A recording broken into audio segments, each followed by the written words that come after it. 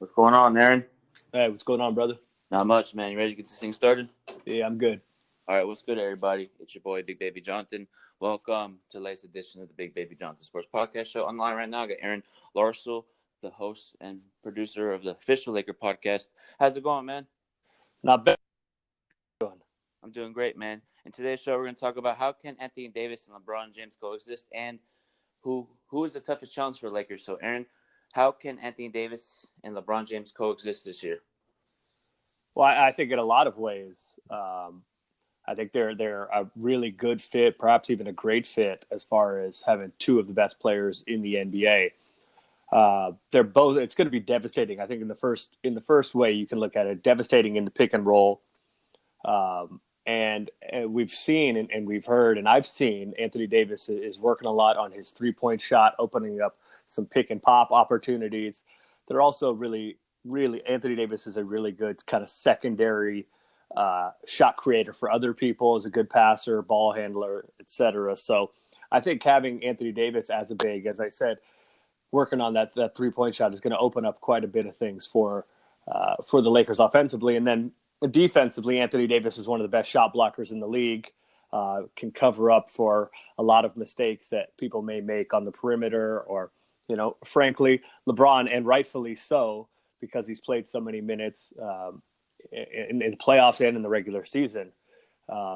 Sometimes he has to ramp down the effort level on defense a little bit and save it for high leverage moments. But Anthony Davis, as I said, is one of the best weak side defenders in the league, one of the best shot blockers in the league. So his ability to cover up for mistakes or times when the effort isn't there is going to be great for the Lakers. Yeah, I totally agree with you, Aaron. Anthony Davis and LeBron James will coexist. Anthony Davis could post up, but last season he shot a lot of jumpers. I think this year he should go in the post more and dominate like a Shaq or Pau Gasol in the paint, because Anthony Davis is he is the best power forward in the league, in my opinion. He's so versatile, he can post up, pick and pop, and if he can get going with LeBron, it's going to be a scary sight for the league, man. Yeah, I agree 100%. Now, I think that you're going to see a lot. I think pick and roll between Anthony Davis and LeBron is going to be one of the hallmarks of the Lakers offense. I think it's going to be the thing you're going to see most. Post ups. Anthony Davis is a good post up player, but I think you want to shy away from that a little bit because one, they're inefficient plays. Even as good as Anthony Davis is, they're still not as efficient as other things. And one of LeBron's strengths and Kuz's strengths is going to be getting to the basket. So I don't know that you're going to want to clog up the lane so much. Now, obviously, you're going to have to vary your approach, and there's definitely going to be some times where Anthony Davis is down in the post. But I think we're going to, especially early in the year, you're going to see a lot of spread pick and roll from the Lakers with, Kuz, with Danny Green, even with Quinn Cook sometimes, with some of the Lakers really new shooters that are going to be spaced out at the 3-point line. I think you're going to see a lot of spread pick and roll with LeBron and AD. Yeah, man. LeBron needs shooters around him. He had shooters in Miami and Cleveland. So we got great shooters like Danny Green, Quinn Cook. But for you, who do you think is going to have the brightest spot on the new team? Quinn Cook, Danny Green, or Avery Bradley? I think Danny Green, he's playoff tested, obviously won a championship with Kawhi and the Spurs in San Antonio, with Kawhi last year in Toronto. So I think Danny Green, he was great last year as a standstill shooter. I think a lot of people think he's kind of, just a shooter, but that's not true. He's also a really good defensive player, but he's not a guy that likes to come off picks and do all that, not with a lot of motion, not a lot of ball handling. But as far as a get your feet set, standstill shooter, Danny Green is about as good as they come. So I think he's going to provide a lot of space for LeBron and Anthony Davis to operate. Obviously, I expect to see him in the starting lineup. And then, Quinn Cook he's going to shoot it too. He's not afraid of the moment. We've seen that in the playoffs, in his time with Golden State. He's a guy that is a high 30s, low 40s 3-point shooter also. So I think he, depending on, his burden as far as being a backup point guard, how much ball handling responsibility he's going to have, you're going to see Quinn Cook make a lot of jump shots too. Avery Bradley, he was kind of a tale of 2 years last year. He wasn't great with the Clippers, had fallen off a little bit defensively. It looked to me like that was due to injury. And towards the end of last year, got bought out and was better towards the end of last year. So I think it remains to be seen. I really like the Avery Bradley signing. I think there's some good signs that he can get back to the level where he was a few years ago. Obviously, Laker fans will remember the Celtics days where Avery Bradley was really one of the best defensive players in the league. And interestingly enough, I know we're going to talk about this in a little bit with who's going to challenge the Lakers and who are going to be some of the best teams in the West. I think one of the best teams in the West, especially once you get to the playoffs, is going to be the Warriors again. But Avery Bradley was one of the biggest pests and one of the guys that was most difficult on Steph Curry and on Klay Thompson, but Steph specifically in his days in Boston. So I think it's interesting from that perspective as well. Yeah, I agree with you, Aaron, on that one. Avery Bradley's a great defender, and he can guard in the playoffs. Let's say he played the Clippers in the playoffs. He guarded Paul George or Kawhi Leonard. Because Avery Bradley, when Kobe played, Avery Bradley was giving Kobe fits. You know what I mean? He's that tough, grind-out player that we need to win a championship. Yeah, I think that's exactly right. That kind of, it's good to have some time. And you mentioned the Clippers. The Clippers are also probably, title contenders. Mm-hmm. And they have those guys. They have Pat Bev, and they had Avery Bradley, but they have Patrick Beverley, and they have Kawhi Leonard, and they have those kind of aggressive defensive guys on the perimeter, which, as you mentioned, you need to win a title. So hopefully Avery Bradley can get back to that level, because he was definitely one of those guys. And so we'll see if he can get back to that level. I think the signs are good. Like I said earlier, I think that a lot of his fall off was due to injury. He had some lower body injuries, and he seems to have turned the corner with that. So I expect and I hope he'll be back to that level where he is one of the best perimeter defensive players in the league again. Yeah, he's going to be a great defender. But now let's talk about who can challenge the Lakers in the Western, or what's the toughest challenge the Lakers are going to have in the Western Conference. I mean, the West is the West has been tough for the last few years, and I think it just got tougher now. I talked about the Warriors earlier. Obviously, we have to see how D'Angelo Russell fits in with the guys, and Klay Thompson is going to be out probably until February or so. So I think the Warriors are going to take a little while to acclimate in the regular season, but I think the Warriors are going to be very dangerous again in the postseason. I think Steph is being underrated. I expect either Steph or LeBron to win MVP this year. Obviously, the Clippers had done a lot. Obviously, got Kawhi and got Paul George, and re-signed Pat Bev, and still have Lou Williams and Montrezl Harrell, who were 1 and 2 in the sixth man of the year. I think their weakness is going to be in the middle a little bit, but obviously the Clippers are going to be right there challenging. And then Denver, who was second in the West last year, has a lot of continuity, has the playoff experience. Nikola Jokic obviously is a really good player, Jamal Murray and Gary Harris. And they battled a lot of injuries last year. So the continuity of the Nuggets, and they were already good last year, I think the Nuggets are going to be right there again. And then Utah, getting Mike Conley to already a 50-win team, and Bogdanovich adding, so they kind of reloaded too. So I expect them to be really good. I think it's going to be really interesting with Houston. I think Russell Westbrook is a better player than Chris Paul, but I think Chris Paul probably fits better with James Harden. So that's going to be really interesting to see how those two guys mesh. Obviously, I mean, the talent there can be overwhelming. I think Houston takes a little bit of a step back. I think they'll still make the playoffs. I think the team that really takes a step back is Portland. I'm not buying Portland. I mean, they were in the Western Conference Finals last year.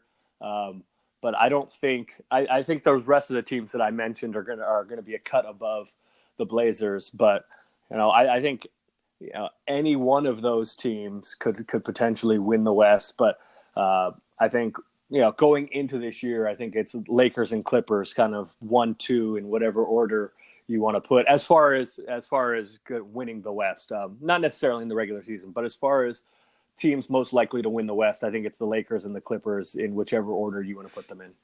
Yeah, I agree with you, Aaron, on that one. But for me, man, I feel like the Clippers are going to be our toughest challenge because they got Kawhi, Paul George, Montrezl Harrell, Zubac. They got all these guys, but I just feel like Paul George and Kawhi are like, okay, you guys want to do a team up, AD and LeBron, let's make it a rivalry. But speaking of that, do you think it's a rivalry yet, Clippers and Lakers yet?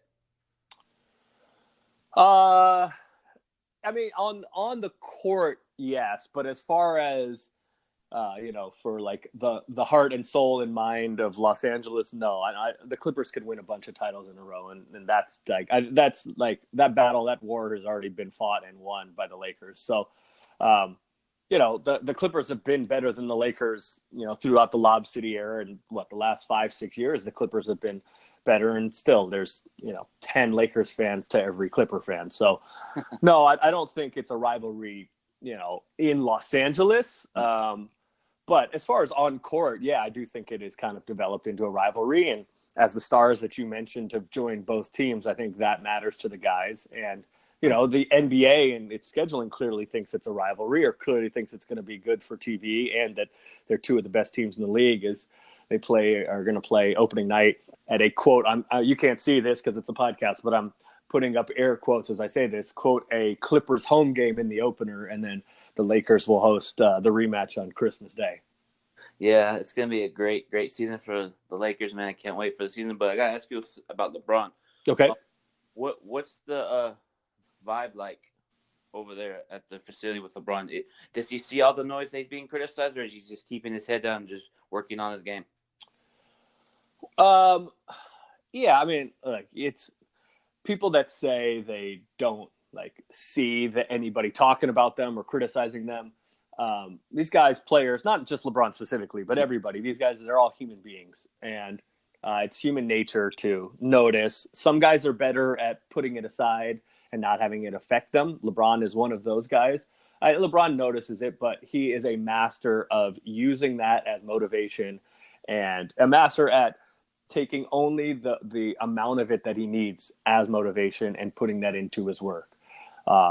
So LeBron has been busting his ass getting ready for the season, but look, everybody sees what's said about them. Guys that tell you they're not, in my experience, guys that tell you they don't see are lying.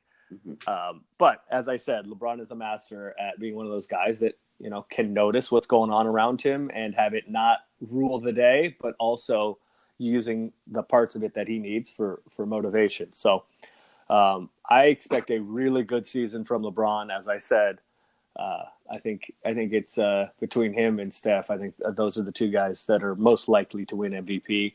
And LeBron is not taking a backseat to anybody. I think it's fair to expect LeBron to kind of reestablish himself, assuming health, to kind of reestablish himself as the best player in the NBA.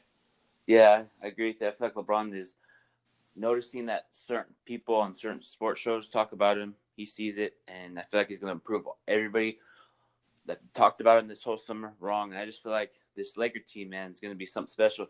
From day one, when all this stuff was happening with stuff that's going on in Lakerland, I had all the faith in the world in the front office from day one. Jeannie Buss, Rob Pelinka, Kurt Rambis, Linda Rambis, man. I have all the faith in them. And I knew they were going to get a championship contending team because Jeannie Buss loves her Lakers, so I knew that she was going to get this team back to where it needs to be. But for you, man, would Jeannie Buss be the first female owner to win the NBA championship if the Lakers won it this year? In the NBA, yes. I think Marge Schott won one with the Reds, and I think Georgia Fontieri, before the Rams moved out their title in St. Louis, she won one in the NFL. But yeah, I think she certainly will be the first in the NBA. I don't know if it's going to be this year, but I think in the next year or two. I think the Lakers are right there, and according to Vegas, they go back and forth with the Clippers as to who is the favorite to win the title. So I think the Lakers have a good shot this year. Will it be this year specifically? Who knows? But I think this iteration of the Lakers with Anthony Davis and with LeBron, I think it's very likely that they bring a banner to Los Angeles and Jeannie gets her first title as the owner. Yeah, she deserves it. She been through a lot. A lot of media been saying some stuff about her. I've been going back and forth with people on Twitter and stuff, man. She deserves the title. We haven't won one since 2010, and that would be that would be bittersweet for her to hold up the trophy, win another ring, and LeBron will be happy too, man. Because this Laker team has been through a lot. We deserve a championship, man. We deserve a lot. We deserve a championship. Well, I guess there's have you seen? Are you familiar with the movie Unforgiven? No, I haven't. All No. right, so it's a Clint Eastwood movie. It's a western. It won Best Picture. Mm-hmm. Morgan Freeman's in it, and basically, I don't want to give anything away to anybody who hasn't seen it, but there's a scene at the end where Clint Eastwood is taking care of some people in a bar that have done him dirty, and he kind of gets rid of everybody. And one of them says, "I don't deserve this," and he says, "Deserves got nothing to do with it." So I don't know if the Lakers deserve a title, but I know that the Lakers are definitely working towards it and are put themselves in a really, really good position. And they should be cheered. Well, you mentioned Jeannie and Rob and Linda, et cetera, that they should all be cheered for the really good work that they've done. And that's what's going to win the Lakers a title, is the work that they are putting in, the work that you mentioned and I mentioned LeBron is putting in, and Anthony Davis and Kuz has been busting his ass this summer too. Kuz is a tireless worker. So I don't know, I would guess every fan base would say they deserve it, but what I do know is people that can do something about it for the Lakers to bring that title back to Los Angeles are doing everything they can to do so. Yeah, I agree with you on that one there. And one more quick question before we get up on out here. What is your thoughts about the return of Dwight Howard? I think that I think the first thing is that a lot of the consternation that the fan base has about Dwight Howard is somewhat overblown, because I think built into some of that is the expectations for that season. And Steve Nash was hurt, and Dwight, the season didn't go as everybody hoped it was going to be after, everybody thought that was a super team that was being put together. So I think Dwight has had to wear a lot of that, has had to carry a lot of that frustration that, should, if it's fair, some of it to go to him, but should be spread around a lot. And Dwight was pretty good when he was here. He led the NBA in rebounding, scored well, and he's been good when he's played since. I think we talked about post-ups earlier. There's been a reputation that he's been wanting to play in the post a lot, but he has said all the right things about fitting in. He was still obviously the most talented guy left. And as I said, he said the right things about fitting in. And, he talked with Rondo and talked with LeBron, and they had a players only kind of meeting, and he was able to convince those guys that he was going to fit in, and that he had, kind of hit rock bottom and had turned the corner and was here for the right reasons and was ready to do whatever was asked of him. So, if you convince LeBron and convince Rondo, that's good enough for me. But if he is healthy, and I haven't seen him in person yet, but I've seen some video. If he is healthy, I'm not sure he is, but it looks to me like he is, but I haven't seen him in person yet. But for all indications are that he's healthy. And if he's healthy, and is willing to, as he says, accept his role, then I think it can be a really good signing, because when he has been healthy recently, even though he's been on a bunch of teams, he has still been an effective NBA basketball player. And there were not a lot of those guys, big guys left that were still effective NBA basketball players. So I like the signing. Plus, there's not a lot of risk for the Lakers. Basically, he's making close to $15,000 a day with no guarantees every day. He's on the roster from October 21st on. So there's not a lot of downside for the Lakers. And if it doesn't work out, they can go in a different direction. But I'm cautiously optimistic about it. Yeah, for me, Aaron, I like to pick up. Dwight Howard brings energy, and for us to win a championship, we need rebounding, defense, and I feel like he's going to bring that. LeBron is going to be throwing him lobs, and LeBron's going to be making them better. Like, how every time LeBron has a teammate, they get better and improve. I feel like Dwight's going to improve on this team. Like you said, if he doesn't pan out, we can just cut him, and it doesn't go on the salary cap. So this is a make or break year for Dwight Howard. So I feel like he's going to shine out, and he's going to produce at a high level. So I want to thank you, Aaron, for coming on, man. So go ahead and give out your social media so they can follow you. All of it is at Aron Larsuel on Twitter, on Instagram, AARON LARSUEL. That's you can catch up with me all there.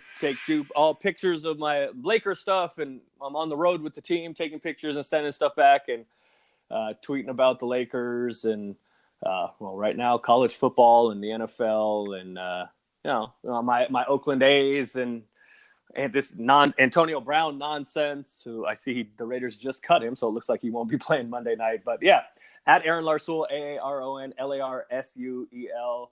Link to the official Lakers podcast, and you can see tweets and pictures of me going around the world and traveling with the Lakers and hanging out and talking basketball. All right. Thank you for coming on. It was a pleasure, and talk to you soon. My pleasure. Be good, brother.